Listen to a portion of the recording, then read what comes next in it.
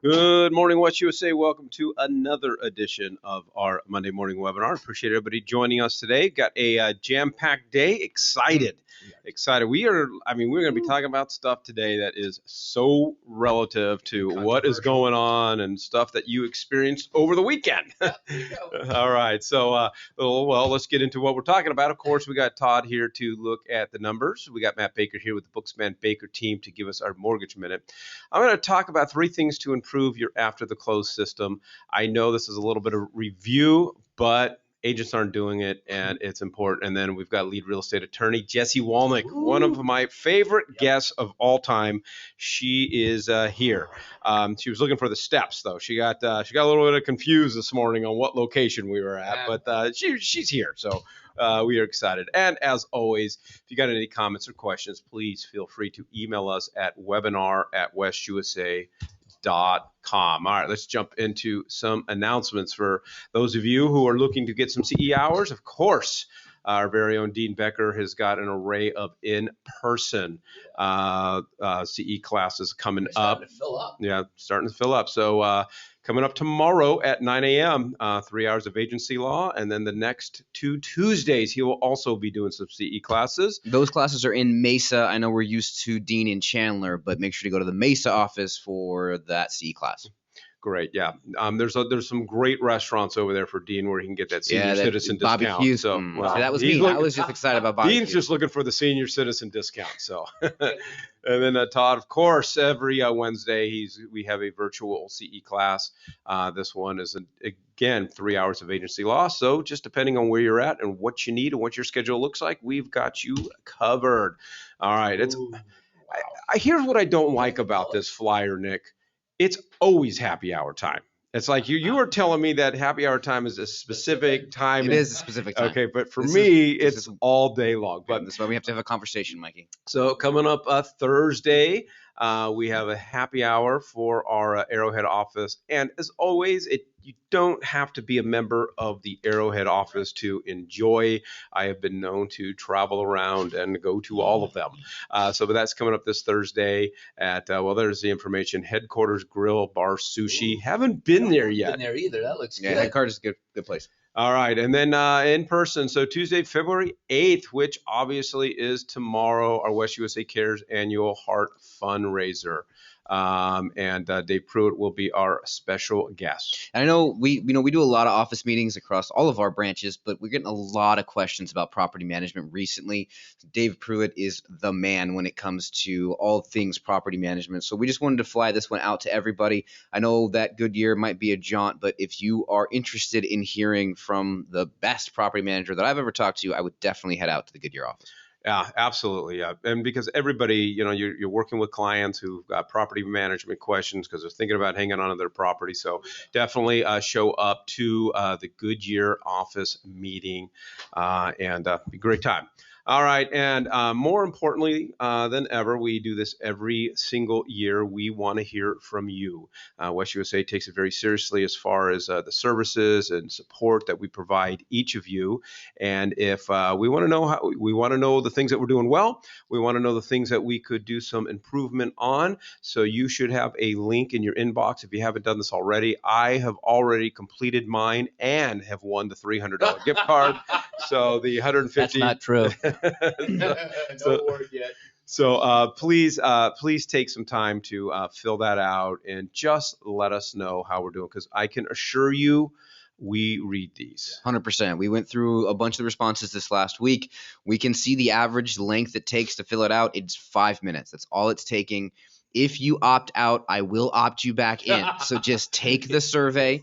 We'll continue to remind you. And if you're not getting the email links in your inbox, just let your branch staff know, and we'll get you set up.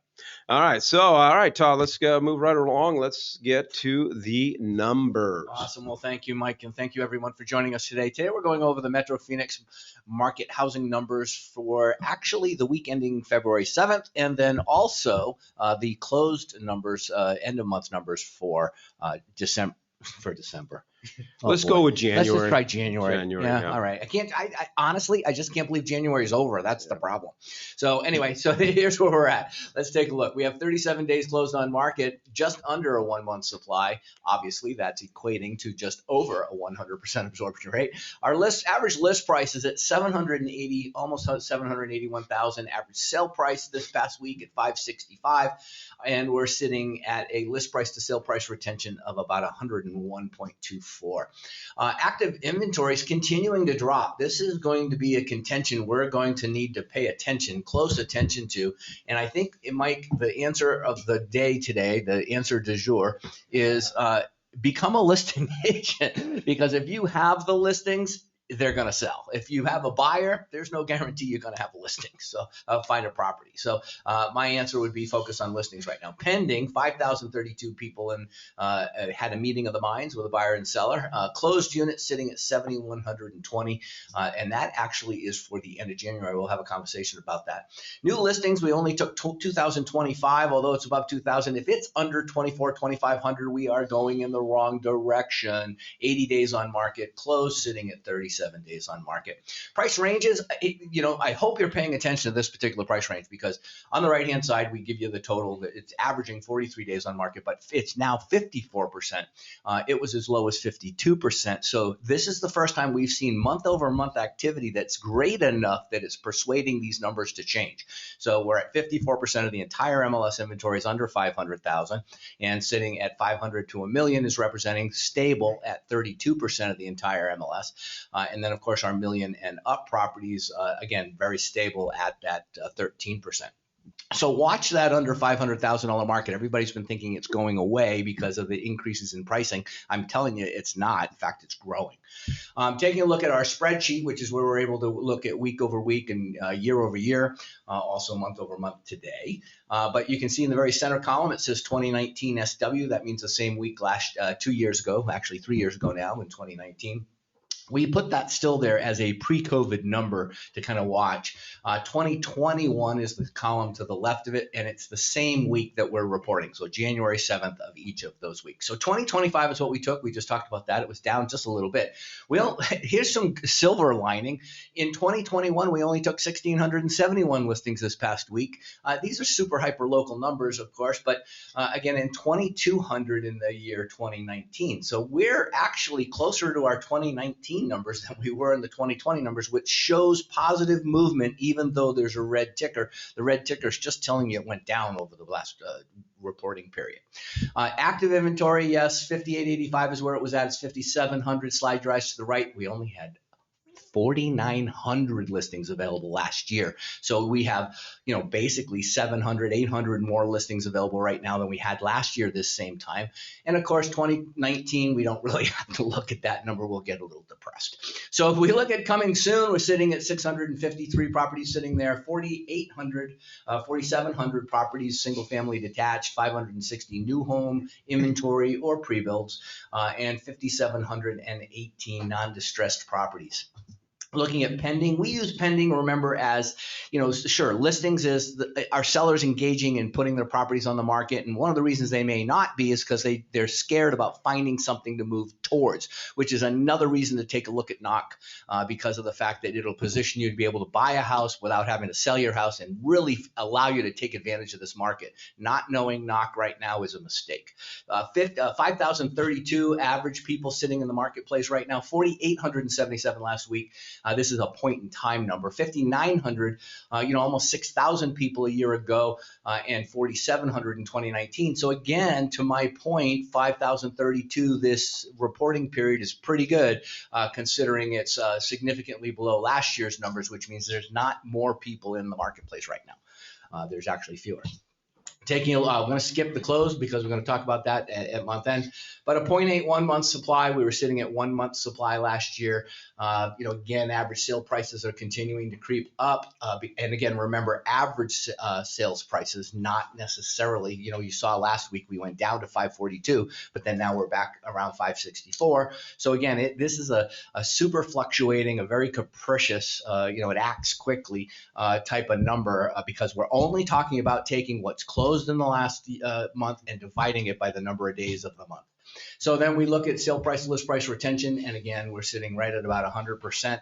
So the seller's not giving anything up, but at the same token, they're not getting a lot more. So either realtors are pricing the properties higher than average comp value, which is another potential issue, trying to get consumers to believe that they're going to get more, trying to take a listing by telling them that they're going to get more for the property than comp value is probably a bad position. But at the same token, that may be happening. We don't know. You should be marketing a property for its fair market value if the seller wants it to be, or not fair market, but comparable value. If the seller wants to market it higher, it's your choice then, whether you want to take on that activity. Looking at the month of January, so we're on the right-hand side comparing January to December. 9,009 properties we took last month in comparison to 8,300 the year before. So there's your 1,000 separation as far as your inventory is concerned. 8,498 properties active in throughout the month, 9,039 a year ago. Looking at our pending, the average people in the with the meeting of the minds between the buyer and the seller, 6,448 properties last month versus 9,157. So there's 2,800 fewer people in the marketplace closing in escrow at any one time, and that's a good number to understand.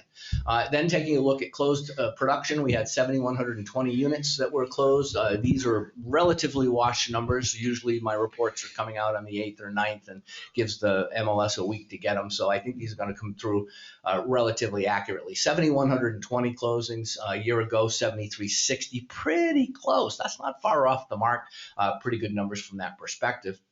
And as you can see, as far as distressed inventory, the shadow foreclosure stuff, it's just not there.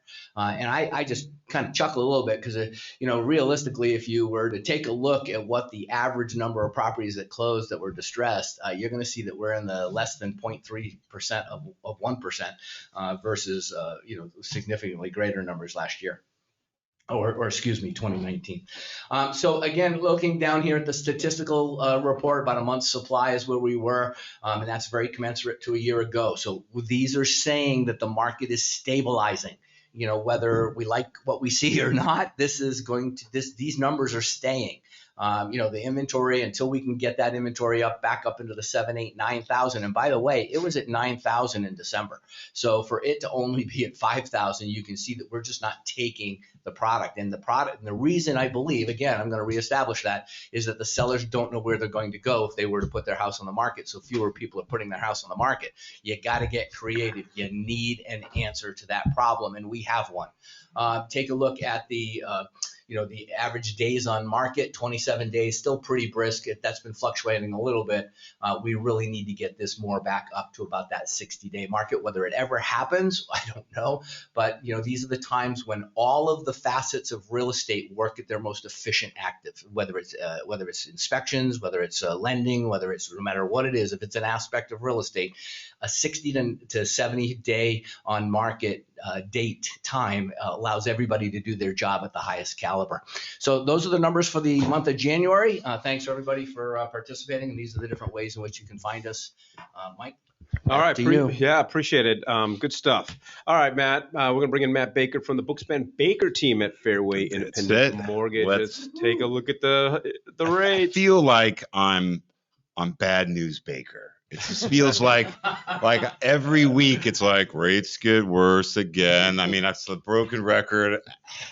It's happening, okay? The Fed last week. Bad News Baker, I love it. Not on top of the Fed comments from the week prior. Then last week we get a jobs report that goes crazy high. All of a sudden you had 500,000 jobs, more than you expected, about 1 million more than previously reported because they revised some numbers. On top of that, the Bank of England does some rate hikes. They talk about the euro, and so all this stuff is kind of bringing rates higher. What do you want? Now, on Friday alone, rates went from, let's say that they were a half a point cost. Remember, I talk about this all the time. So just on Friday, rates went up a half a point in cost. So if you had a $300,000 loan, that loan, if they didn't lock it on Thursday, cost $1,500 more today, or that day than it did the previous day. Now, hopefully, this week we continue to work through that, and rates, again, they don't go in a straight line, but week over week, I come and tell you, and I'm the bad news guy, and I'm sorry, but. Let me throw you some other stuff that I always try to do to bring you a little bit more. Now I'm sort of dusting this off from old school, but I did this, years and years ago. But this is a breakdown of like FHA, conventional VA at different rate. And I just picked 5% because guess what, guys? I think we're going there. And I think rates. I said this maybe before, but I think rates are going to go to 5 before they go back to 3. So let's just be prepared for that. And so this gives you a little bit of an idea of the rates. Now I'm going to tweak this because now FHA is a higher loan limit, so that's why the NAs are over on the left. So I need to update that, but we can co-brand this with you. So that's really the key. And then it gives you a good snapshot, because one of the biggest things I think, especially for newer realtors, is trying to figure out, well, what if they're looking at a $1,500 rent and they're trying to buy something that's sort of in the same range, what do I show them? With, obviously get them pre-approved quickly, like, yes, but you don't want them to stop looking while you get them pre-approved, especially since buyers are liars and they take forever. This is something that you can use to kind of guide them in and keep them interested, but yet also really forcing them to, hey, go get pre-qualified to make sure. Don't pay attention to Zillow and Realtor.com. Those calcs aren't always accurate. Let's go here, and this is a good snapshot. You go to the next slide. Kind of just really talks about purchasing power in this example. And again, this is something that I can provide you from 350 to 400 co-brand. I would almost laminate it, kind of dual-sided, so that when you're in your car and you're talking to a client, you can really on the cuff go, hey, I'm looking for something in the $2,200 range. Well, gosh, if rates are in the 4 range, like you can start to see, look at the difference between 390 and 400. You can do your own math to go, well, gosh, I should be showing them not 400. I should be showing them 450 if they're looking for a $2,200 payment, right? And so just something quick on the go, not 100% accurate, but enough to get them interested and keep them moving through that sort of process. So again, you can go to the next slide, email marketing@booksmanbaker.com. We can do this sort of tool, custom chart. It will be dual-sided, where you can really have, kind of that agent tool on one side and then the purchasing power on the other. Again, put your information along with mine on the bottom. It's really an easy, quick resource to be able to kind of keep the conversation moving with prospects. I'm ordering one. Okay, well, email. Yeah. You got an email. Well, okay, but I have you right in front of me. Right. But yeah, see, I said bad news, Baker. It means you have to do one step. You got to do one extra step. Well, I think definitely have a team for that. Well, I think with the Booksman Baker team difference for me, each and every week, you've got incredible material, very usable material with our clients, and your guys' willingness to co-brand this with us and create this stuff for us so that we can have it in front of clients or post it on social media. I mean, people are just like, what do I post on social media? What do I post on social media? Every single Monday, Matt Baker gets us something. I get you something. I try anyway. All right, appreciate it. All righty. All right, Todd, I know that this is review, but each and every quarter, with our team at the Recon Group, we do our quarterly reviews with all of our team members. And so this was one of my topics of discussions. And I'm like, okay, we're not even doing it. We're doing it. We're probably doing more than most, but we're not really doing it like we should. And I just want to say that the moment that you hand the keys to your buyer, this now becomes the most important part of your business to creating more business. Awesome. I am a firm believer. I have spent years of talking with and masterminding with thousands of agents from not only around the state, around the Arizona, and I'm telling you, this is the number one area where agents are leaving money on the table. We hand the keys to somebody, pat them on the rear, say, go get them, good job, and then now we're just spent all of our time chasing down new leads. If you do not stay top of mind, they will forget you. You can't ever assume that they will remember you. And I was doing a training with our team last week, and I said, you always remember your first time. And that's when you call a client and just to see how things are going. They're like, oh, well, we sold that house, so we moved into another one. And the blame, and they say time eases all pain. Nope. Yeah. Not so much on that one. So you need to create a scheduled and consistent follow-up plan where if after 7 days, and for our team, we've created a 23 touch system. And if anybody wants to email me at mikew@westusa.com, I'll definitely share that with you. But day 7, you do this. Day 15, you do this. Day 30. And so you are ensuring that over the first 12 months, you are touching them X amount of times. You create the system. You create the amount of touches that you want. But if you do not have a CRM system, turn off the webinar now, because nothing I'm going to share with you is going to help you, because you cannot create a scheduled system with multiple people without leveraging a CRM system. Yeah, this makes you so much more efficient and effective because of the fact that, think about it, if you didn't have this tool, you would now have to create a printed document. You'd have to take the energy to have that document created, put it in an envelope, put a stamp on it, send it to your client, or better yet, do a pop by, knock on their door. But think of all the time and activity that requires versus doing it electronically, efficiently, and effectively. Now, if you send them things that aren't important, then there's no value. Well, we're going to talk about that. So on the other aspect of that, here's what I want to also share with this, Mike, because you hit it right on the head when you said the 32 touch system. 32 touch systems aren't always just electronics. A lot of times you need to pick up the phone and have a voice conversation, or better yet, once a quarter, pop by your client's house and just have a stupid excuse as to the reason why you're stopping by. It could be property value, it could be a lot of different things. But this whole industry, Mike, should be called Making Friends and Influencing People. Yeah, I've got a couple book titles, but they're just book titles. And if you have written a couple of books. If you have a CRM system that's working for you and you have it set up correctly, the CRM is going to tell you what day you're doing what thing. So you don't have to memorize or remember any of this information. You pump it into your CRM, and then it's going to alert you, hey, this morning you're going to go pop by this person, you're going to call this person, you're going to text that person. So again, it doesn't have to be just electronic. And then I'll say for us, we actually have this set up as a campaign. And so we have a transaction manager. So the moment it closes, that campaign now initiates, and we automatically get these alerts.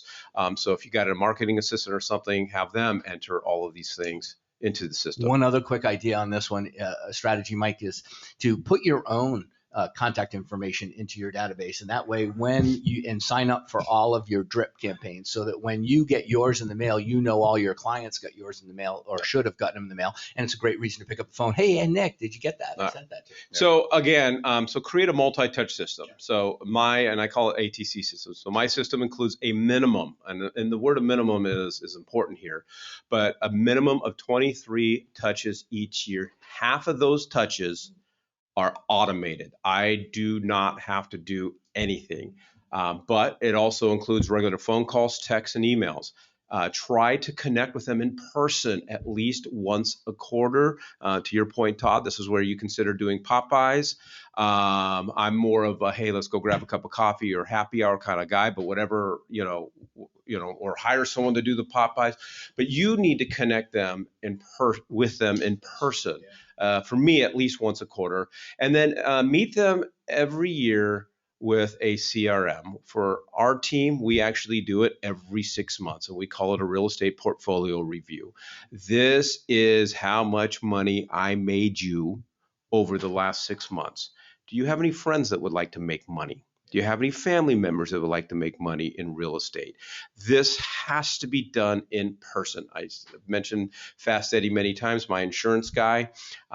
He's coming over in 2 weeks. Every year, he's our insurance guy, our life insurance and all that stuff. And he sits in my kitchen and he has coffee with me. And I don't care if you were giving me life insurance, you would never get his business or get my business from him. So stay in front of them. So you create the system, you map it out, what it all looks like. For those of you that have closings over the last 12 to 24 months, even 36 months, and they're not in a system, get them in the system. Okay. Go ahead. No, sorry, you were still talking, but I wanted to catch you before you went to the next topic. But I was faster than you, so I'm going to talk. No, but one of these things, Mike, is money. So, the thing is if you have a CRM, not a CRM, excuse me, if you have a lead generation system, you may be putting lots of money into that system. If you read not only the 7 Levels of Communication with Michael Mayer, but you read the books, other books by Brian Buffini and some other people, they're going to tell you, you should be taking the money that you're investing in advertising to generate your next lead and putting it into the people you've already sold, because the average person will come in contact with 5 people per year, and they should be referring those people to you. And if you're not getting those. Yep. Well, all my advertising dollars go into one-on-ones, meeting with people, taking them out, and housewarming parties. I have yet to have a housewarming party where I've not walked away with at least 1 transaction. Our best one, we walked away with 4 transactions. I'd rather spend that $600 to. Well, You can tell Todd and Mike are very excited All right. about after the closes. So number 3, neighborhood reports. I don't care, and we've learned this from Zillow, there is no system on the face of the planet that you can type in an address and they're going to give you an accurate picture of the value of your home. Zillow said that they could do it. Now they're no longer buying homes. So do not, and a lot of your lenders are doing this, do not rely, or I would go as far as allow your lender to set your client on HomeBot or something like that. We as the agents should be doing that. So what I do is, like, if I'm going to help the Menards go buy a home, I set up a search in Armless and so forth, and and then that way you got different searches here, different searches there. Minute that we buy a home, I turn off all the searches except for the one that you bought the house in. And I keep this going. We call them Recon Neighborhood Reports. Your client now, once a month, can be getting an email from you showing them all the activity in that neighborhood, and they get to see pictures and things like that. I take it a step further. I turn them off completely off of Armless, and I don't know how much more I can preach this. Get an upgraded iFoundAgent website, because I turn everything off in Armless. I replicate it in my website.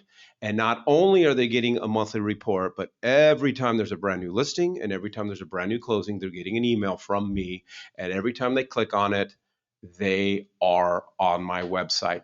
This is now providing your client with something of value, and I track it.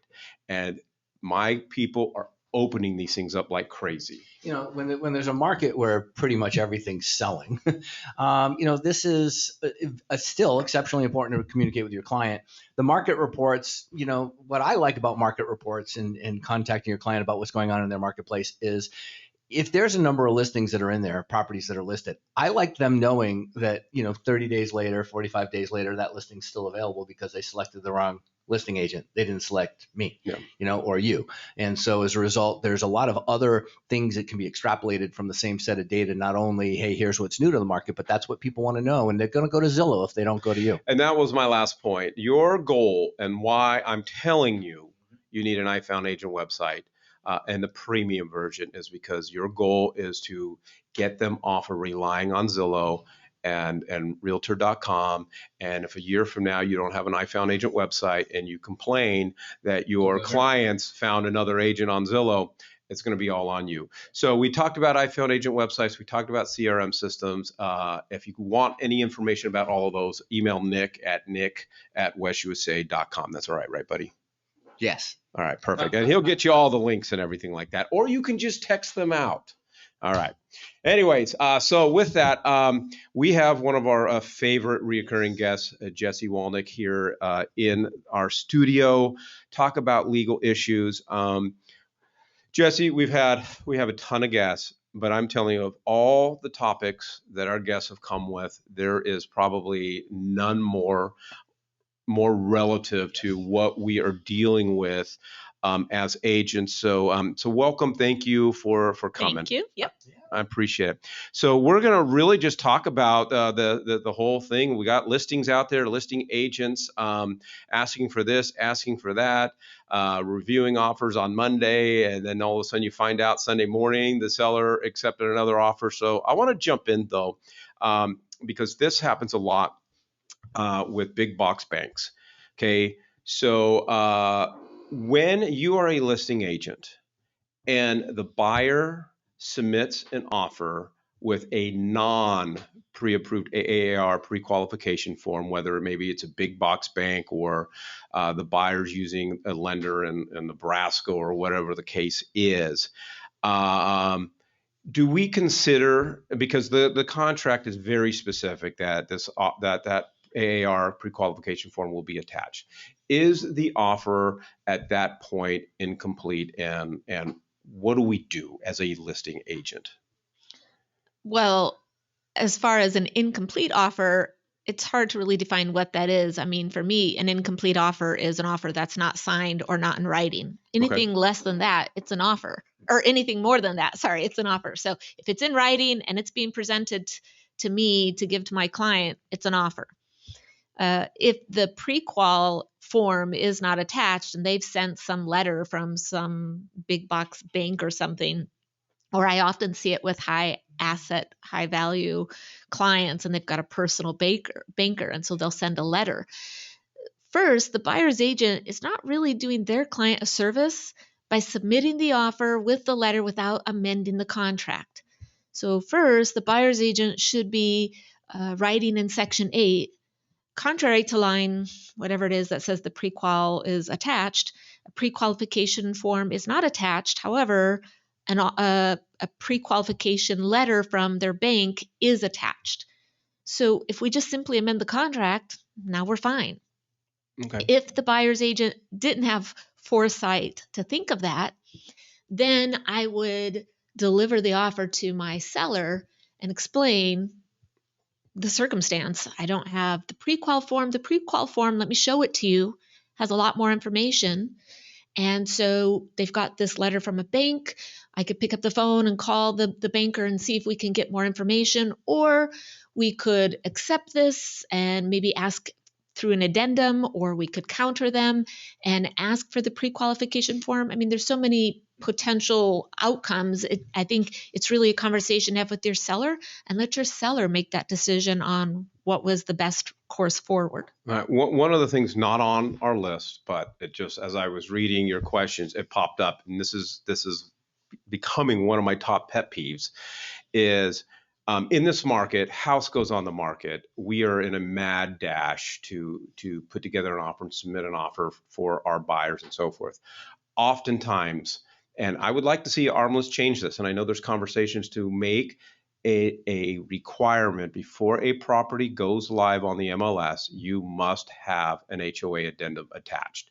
There are so many times we are preparing offers and there is no HOA addendum, and I can't rely on what I'm reading on other listings in the MLS.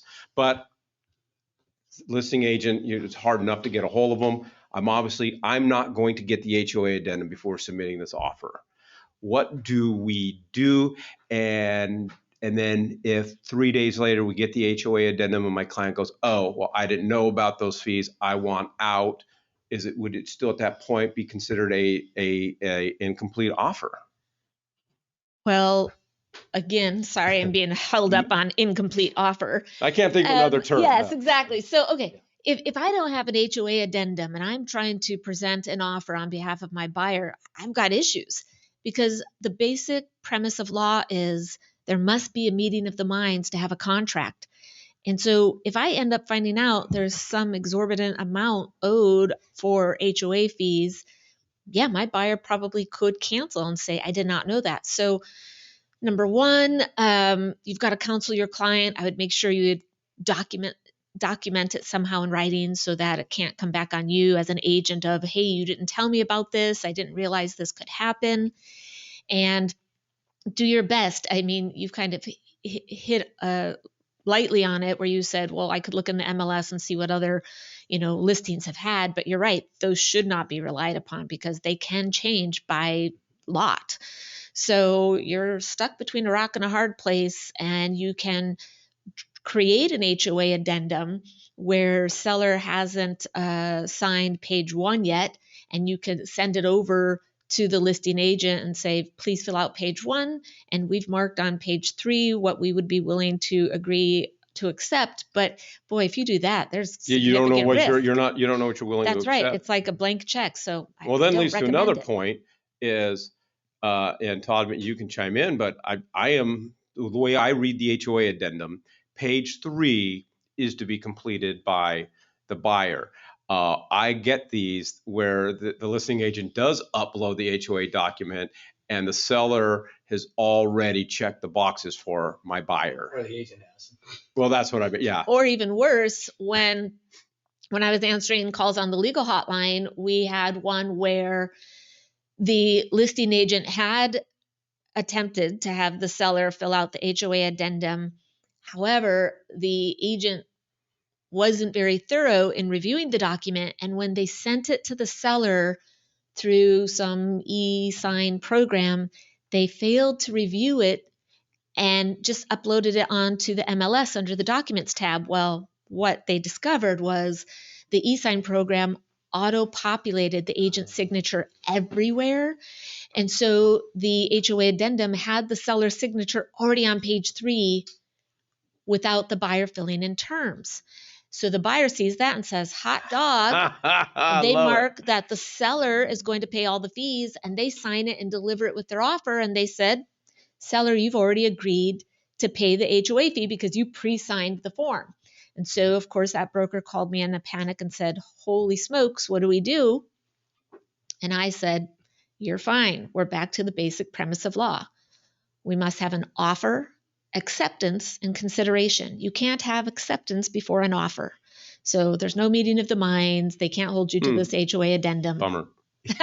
So Mike, you maybe remember this back, from the 90s, but this was one of those scenarios where sellers would, write in terms into the contract as well, because we didn't have necessarily all the same things. But oh gosh, I just lost my train of thought. Jesse, you just quickly tell me how you finished that last portion of the comment. Just give me I said there was offer, acceptance, consideration. Oh, yeah, thank you. Yep. So what ended up happening is we used to see seller to pay, in the additional terms lines, a certain percentage or an amount of the. It used to say. Customary closing costs. Do you remember that? We put in there seller to pay buyer's customary closing costs.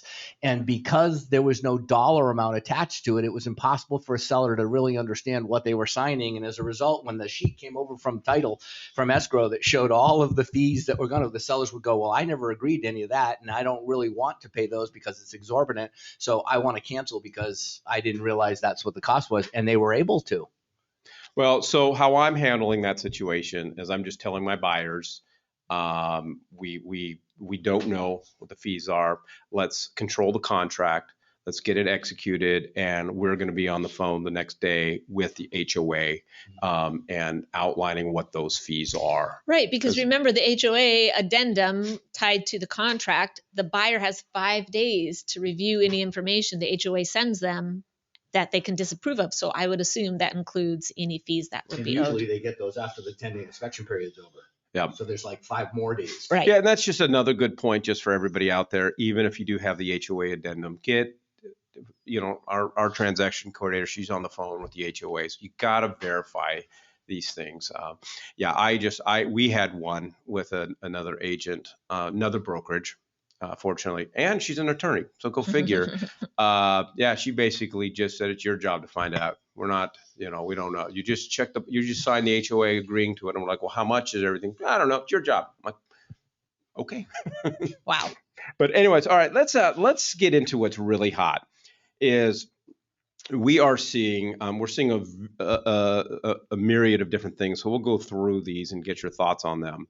But what we're seeing, listing goes live Thursday, Friday, and states something in the private remarks, all offers will be presented or all offers will be reviewed Monday at 5 p.m. So please submit offers accordingly. What are some of the issues that we have, and what happens? I don't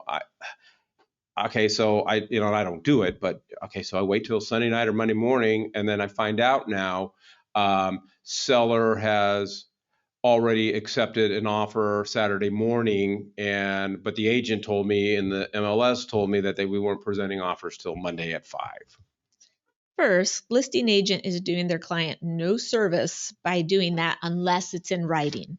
So that listing agent must have written instruction from the seller that says, yes, you are to hold all offers until Monday.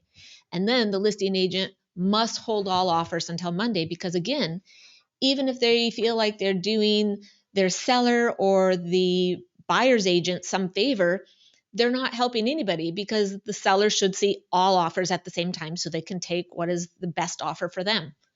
So number one, it has to be in writing from the seller to hold all offers. And then that's important, because I might submit an offer with the terms of acceptance expiring Saturday night at 8 to try to push some things. And now if the listing agent is holding on to all the offers, now all of a sudden when they present them on Monday, they've got an expired offer. Correct, which is part of the next point I would make. So if you're the buyer's agent, now you've got a predicament. You have this buyer who's been desperately trying to find something for 6 months, and you know they're telling you they're not going to present any offers until Monday, and here you are on Thursday, and your client's Going home on an airplane on Sunday. yeah, or whatever, and they're just nervous, and they're like, okay, we'll wait till Monday. Well, do you have to wait until Monday? No, you don't have to wait until Monday. Even if the listing agent saying, we're not going to present any offers until Monday, I would talk to my client about the pros and cons of everything, but I more than likely am going to tell my client to make the offer.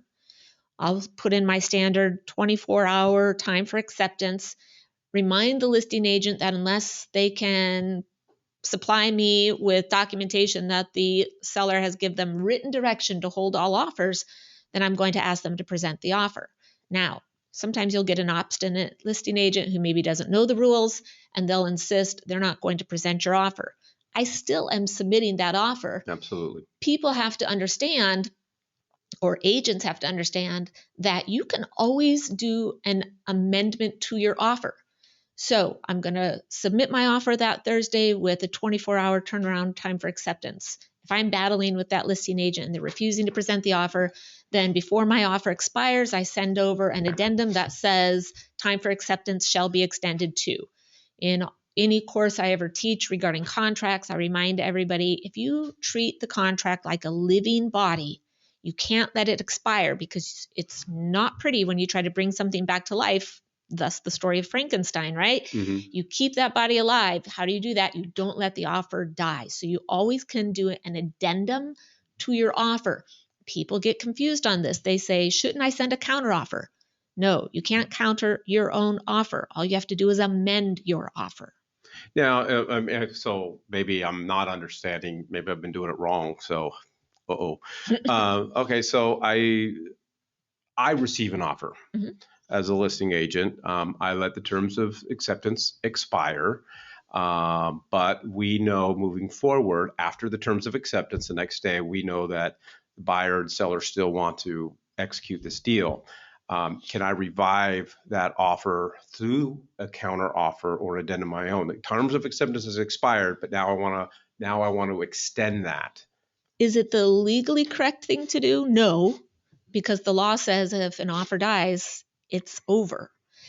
But real world practice, agents do it all the time. And this is why, because I do. Yeah. So you're not necessarily doing something wrong, because it tends to be what most agents are doing. But then you're in the Frankenstein scenario. What do we have here? Do we have a contract? Don't we have a contract? And for example, the risk you carry with these offers that have been revived and brought to life, unfortunately, most agents aren't reviving them properly. And I've seen where sellers end up down the road getting a better offer, and now they're going to use that Frankenstein contract as an opportunity to cancel. And they'll say, well, hold on, your original offer expired, so technically we don't have a contract. And they try to weasel out of it that way. Now, listen, we've all heard before, actions ratify a contract. So seller, no, you likely cannot cancel. But had we not try to revive that offer, we would have been in a better position. But to also address your point, Mike, then if you're the listing agent, you've had a buyer's agent that's been derelict and didn't keep their offer alive, and you're stuck with this dead offer, yes, you could execute an addendum or counteroffer, whatever is appropriate. And in that language of the document, I would say buyer and seller understand that the original offer was set to expire at X. Buyer and seller agree to proceed under those original terms. Buyer and seller agree that contract date shall be X and all timeframes begin from that date.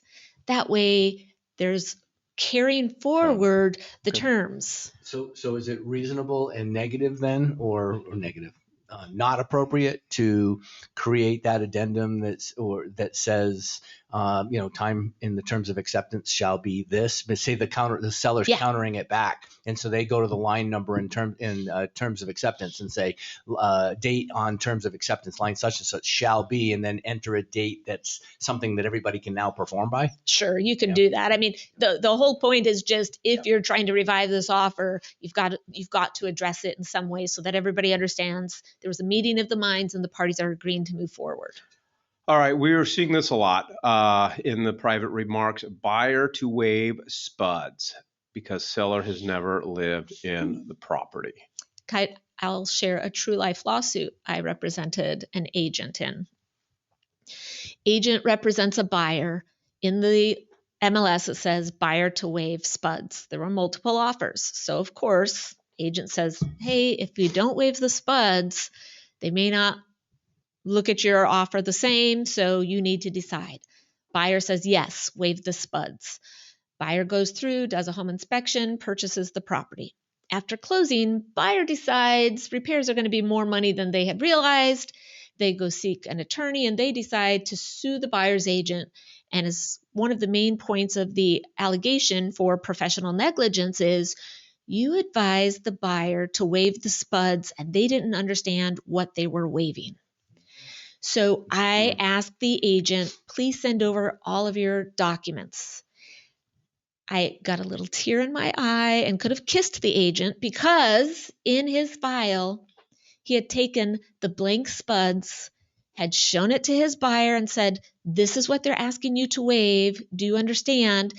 And he had her sign the last page that said, I have reviewed this and agreed to waive it.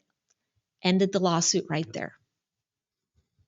Okay, so that's great advice. So yeah, so when you're okay, and maybe Todd, you can answer this: is buyer waives the SPUDs, agrees to waive the SPUDs because the seller's not going to produce anything, but man, the girls who run our transactions, we still get those reminders. Where are the SPUDs? Where are the SPUDs? Where are the SPUDs? How do we satisfy at the broker level that we are not providing SPUDs? Just what Jesse said, upload the blank version with the client signature with that comment on it. Okay. Buyer or earnest money. Well, okay. I want to add one that's not in here. Buyer to buy property as is. There is no as is addendum anymore. That thing, I love that thing too. Yeah, it used to be good. It's not there. What I do, again, I could be wrong, is I tell my buyers, just because you write as is doesn't mean that you are not sacrificing, but letting go of your right to an inspection. You still get to do an inspection, and still doesn't mean I can't ask for repairs. Right. Here's the problem I've always seen with as is. Our current contract, of course, says sold in its present physical condition. But when I see individuals still writing as is into a contract, what does that mean? You're right. There is no addendum that defines what as is means. And I have a lot of individuals, old school brokers may have a very different definition of what as is to somebody just out of real estate school. So that's part of the problem of writing as is. There is litigation, case law, where the court says, the contract says as is. So as is still a contemplated term, but without a definition, what did we agree to? So I think that's key. If anybody is being asked to write in as is by their buyer, then there should be some clarification in that contract that says buyer agrees to purchase the property as is. Buyer and seller understand no other terms of the contract have been deleted or omitted. Buyer will do their inspection period, and buyer agrees that they will either proceed or cancel after the inspection period. So my thought on that was, what happens if, again, during the terms of the escrow, the dates, the AC unit breaks. So again, there's different sections that says that, yes, it's being purchased in its present physical condition, but then it says the seller has an obligation to return the property or to deliver the property to the buyer at the earlier of occupancy or close of escrow in the same condition it was as of the date of the contract. So I would say there's now an unclear instruction. Does that as is apply to that section, or does it only apply to the current present physical condition? Sorry, I need that for you to clarify. Well, What was just the that? fact of, okay, it says as is, Mhm. that came over from the buyer to the seller. Yep. And then the AC unit goes, and did the waive of the as is apply to Got it. just the present physical condition, or did it apply to also potentially the It's a good delivery question. at close? Well, if the language in the contract simply said buyer agrees to purchase the property as is, and you've not addressed any other portion of the contract, all remaining portions of the contract are at play. And in the contract, it says, however, buyer gets to purchase the property in its present physical condition. So therefore, if the air conditioner goes out and I can show that the air conditioner was working at the time of the inspection, seller's likely obligated to repair that now. And they have to update the SPUDs and say air conditioner went out. But I believe the contract says it has to be in significantly the same condition, so seller would be obligated to repair it. You won't like this word, but that's why I feel like when I'm representing the buyer, ambiguous is best. Don't define what as is, because so my understanding really truly if and really what listing agents are really wanting, but they're not understanding and they're not presenting this to the seller. If I want to be in the best position possible for you to buy the property in as is condition, that executed BINSR with no repair request should be attached with the offer, because now immediately there is no right for the buyer can still do an inspection, but there's nowhere in there where the buyer now can come back and ask for anything. I don't go for that. Okay. Yeah. And here's why. If I submit a BINSR with an offer and I waive the inspection, does the buyer know? I'm not waiving the inspection. I'm checking Okay. the box that I'm not asking for repairs. But if you've marked the box that says you're not asking for repairs, the contract says you can only deliver one BINSR. How is the buyer able to cancel now through the BINSR? No, that's what I'm saying. It's now protecting the seller. It puts the buyer in a really bad spot. Okay, but that's what I'm saying then from the beginning. You said I'm buying it as is. I can't ask for any repairs. But now you've also said I can't cancel. I guess what I'm saying is if I'm representing a seller, Mhm. and I want to put the seller in the best position possible to require the buyer to buy it in as is, I would ask for the BINSR to be submitted with the offer. I don't think that's going to hold because, again, the buyer doesn't know what they're waiving. What if they said, I agree with what you're saying, but now I inspect and the roof is so bad, I don't want this house because I've already delivered one BINSR. I can't deliver a BINSR canceling. And so if you deliver the BINSR with the contract, that specific document, it says that by signing this, your inspection period is over. Right. So there is no, even if you've asked for one, it's over by the time you've delivered the offer. Correct. Even if you're trying to protect your seller, I think we're not in good shape there. The best recommendation, and this is often what I write in when I'm involved in a real estate transaction as an attorney, when I'm reviewing a contract and it's indicating that the buyer wants to buy it as is, or they're promising, they'll just look at the property to see if they want to buy it and they'll either cancel or proceed. Well, I've been around the block a few times and I know that one of the tricks that investors like to pull is they agree to that so that they are top dog in the offer pile and you're going to accept their offer. And now guess what they're going to do in the inspection period? They're not going to come back and say, I'll take it as is. And they're going to say, oh, now we realize there's so many problems. We want a $50,000 price reduction or we're going to cancel.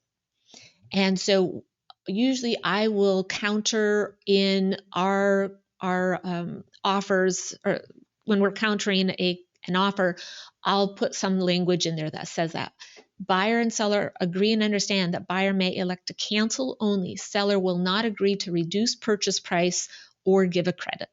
And so I put it right on the table. Listen, we're not playing.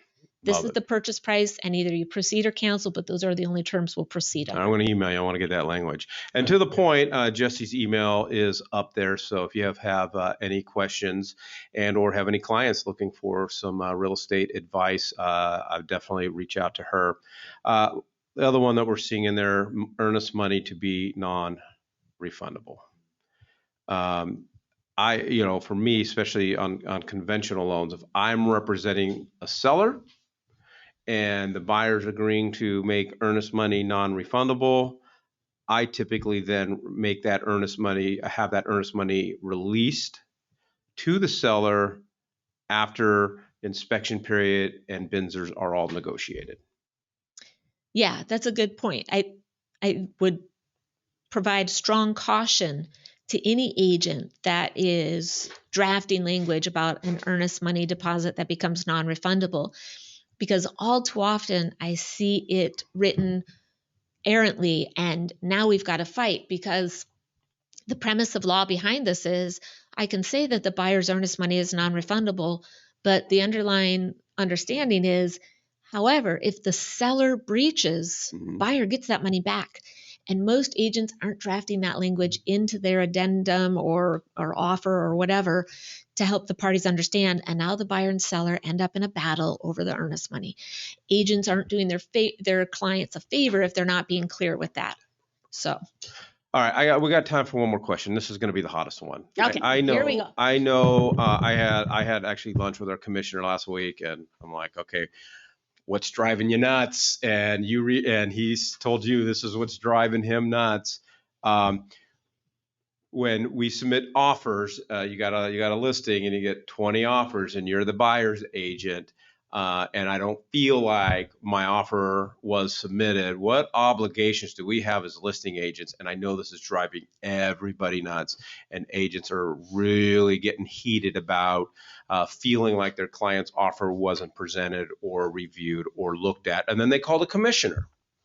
Right. I mean, I'm sure, Todd, you can speak to this as well, but the rules changed under the Code of Ethics, and the contract was amended some years ago, adding an initial line for the seller to say seller rejects it, to show that these offers were in fact presented and rejected. You know, back in the day when I was still a real estate practitioner, I sold hundreds of foreclosures. I did work with banks and sold hundreds of foreclosures. I think I had one of the last good properties in the foreclosure wave. My foreclosures had slowed down, and I listed a little property in Chandler. I want to say it was for like $87,000, right? This was like 2010 or something. I think it was somewhere between 75 and 80 offers come in on that property. And I had a whole spreadsheet I created, and that's how the bank wanted them presented. They would say, give us a spreadsheet and then upload the top 10 offers, because it was all automated. But I presented every offer through the spreadsheet and talked to them. And then I would just email every agent and say, seller has rejected. And some agents would say, can you give us proof? And I would just say, hey, can you stamp rejected on the last page? And they would. They'd say, send it over. So I usually had no problem. But boy, in a competitive market, it's impossible. I had more than a handful of agents calling and telling me, you didn't present our offer. And their offer was like the lowest one. I was like, I guarantee you, I presented your offer. So I get the frustration. So I wasn't mad at them. But at the same time, I experienced firsthand what agents are going through. So number one, you can absolutely ask the listing agent to please send over seller's initials, and just say, hey, this is my client's request. They would like to see the seller's initials on the rejected offer. If they give pushback, the standards of practice under, is it Rule 1? Yeah, Article 1. And they are obligated. Is there a certain time, Todd, that they have to respond? No, just as soon as practical. As soon as practical. That was the language. Yeah. So that the listing agent must give some written indication to the buyer's agent that they presented the offer. All right. So this is pretty much, because we're running out of time, this is going to be kind of a yes or no question. If I know I'm going to get 30 offers, can I get something in writing from my seller to say, only present me with the top 5? Or is that now become too ambiguous because now I have to determine? Yeah. And I know it's supposed to be yes or no, but I've had to defend an agent who had 3 offers, and they went, here, this is what we're presenting. And then the seller ended up suing the agent because they said, well, had I known that, so I would be cautious. All right. Wow, good stuff. Jesse, great stuff. Fortunately, we've got a whole page of stuff we didn't get to, so we're going to get you scheduled ASAP because there's so much in here I want to get to. Yeah, we want to make our agents. We want to help you and I. We want to help our agents. Be the best agents that are out there. Do things the right way. Still negotiate terms on behalf of your client, but do it the right way. Yeah, and just real quick, grab Jesse's email address if you've got clients that need some advice and so forth. I would all day long. All right, leave everybody with the quote of the day from Winston Churchill. I was just at Churchill's the other night. Nick, where were you, buddy? Success is going from failure to failure without losing your enthusiasm. Appreciate everybody joining us today. Go out and sell a home.